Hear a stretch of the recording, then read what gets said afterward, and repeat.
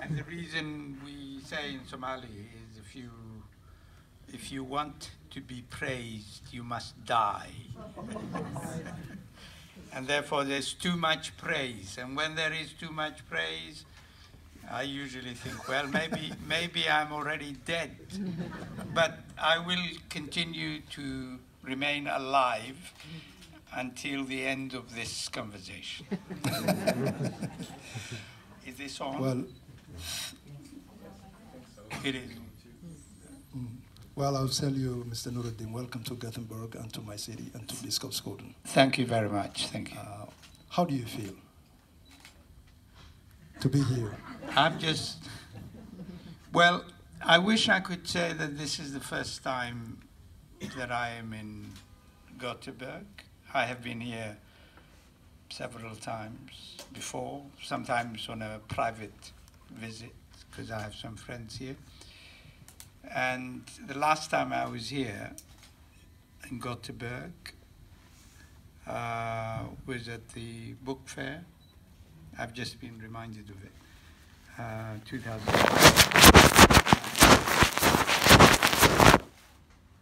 When I was here, it was a place where you could walk almost everywhere. It's not a small city, but it felt that you could walk everywhere, and therefore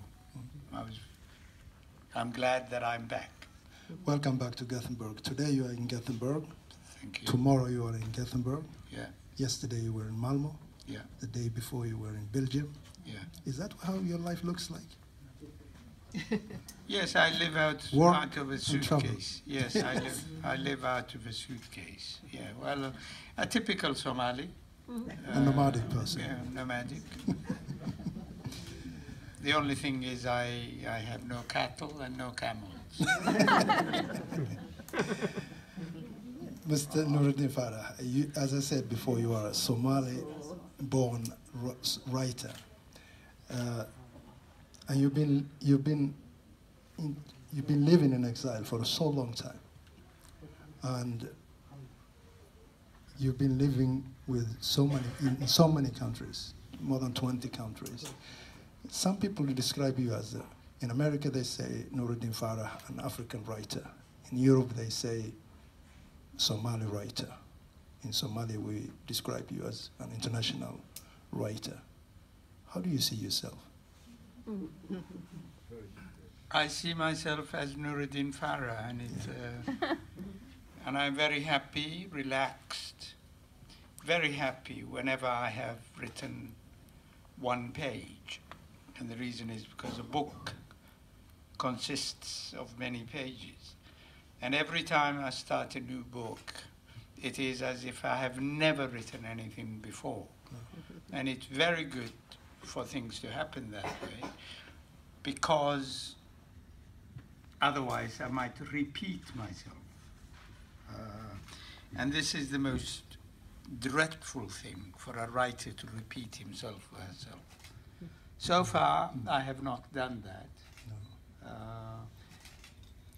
And I don't see myself as a writer. I see myself just as a person who's pushing a pen. And that results in 11 books, isn't it? You wrote 11 books. A bit more than 11, a bit more but than anyway, that. yes. Yeah. Yeah. Okay. I would like to ask you a question that I think most of migrants, people who have decided to live in another country than the country they're born in, ask themselves. And that question is, how would my life would look like if I've never left Somalia? I mean, do you ask that question yourself, or if you imagine how would your life look like if you never left Somalia and you were at the age of 70? I once wrote an article entitled "In Praise of Exile." And the reason why I wrote the article was actually because I was answering that question. Yes. And that is, if I had lived on in Somalia, I doubted very much if I would have written the books that I have written now. I doubted very much if I would have been encouraged by my brothers and sisters and my mother, if they would have allowed me to challenge the dictatorship of Siad Barre, or even the Somali societal dictatorship, I would not have been allowed to do many of these things, because I didn't have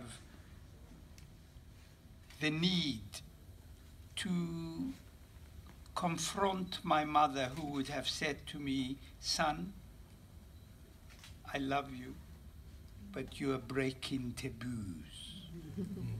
Son, you're talking about things that we do not speak about."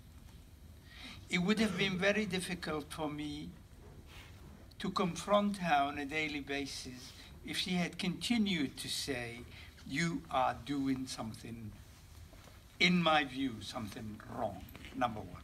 Number two, all my brothers and sisters, and we were, to start off, we were 10, 5 boys and 5 girls.